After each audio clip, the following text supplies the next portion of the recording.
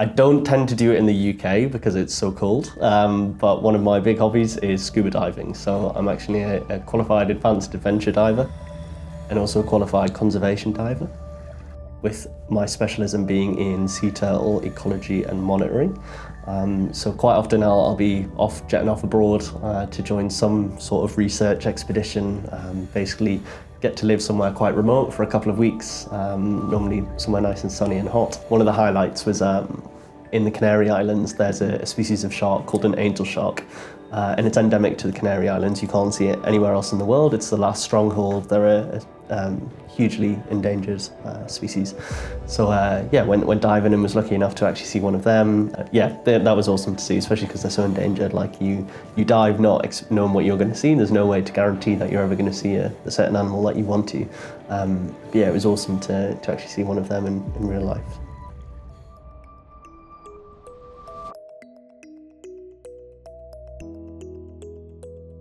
I'm Matt McCann, and I'm one of the investor relationships managers at CPI Enterprises, which is the ventures arm of CPI. So we invest at pre-seed and seed in early stage companies. At CPI Enterprises, we only invest in companies that are able to benefit from the expertise, the capabilities, and the infrastructure on offer at CPI. So almost the first part of our investment process is looking at that lens of how can CPI actually help this company on a technical front. So we need to see a really clear scope of potential projects that CPI can do.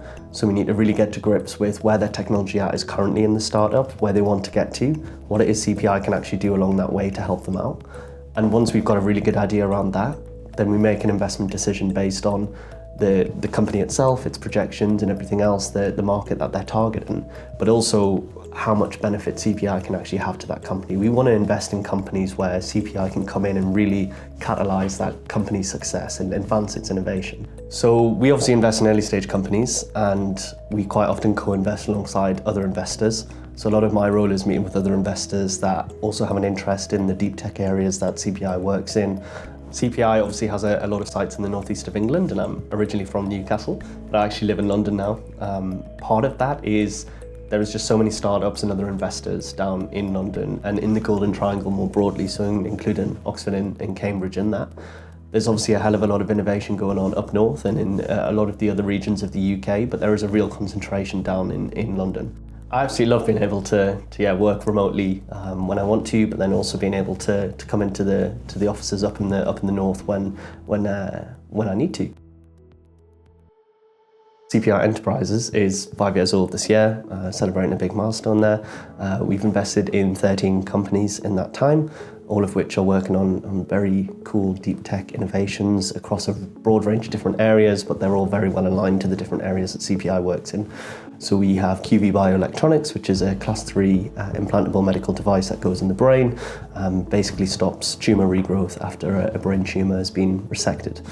We have Bio, which is a Newcastle University spin-out. They're developing bioactive scaffolds and peptides for a range of different industries, but looking at the cultured meat and also the advanced therapies space. We've just done one in Evoralis, which is a Cambridge spin-out. They're developing an engineered enzyme platform for textile degradation, so things like nylon, polyester, all those are normally tricky to address. We've got DesCycle.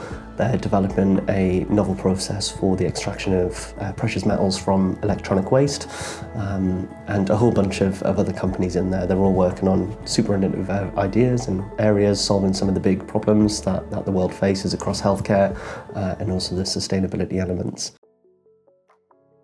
I love that the vast majority of my job is just speaking directly with these startups who I genuinely believe a lot of them are going to go on to really change the world. If their products and processes are successful and they actually manage to commercialize them, which hopefully a lot of them do, they're going to be revolutionary and they will really change the world.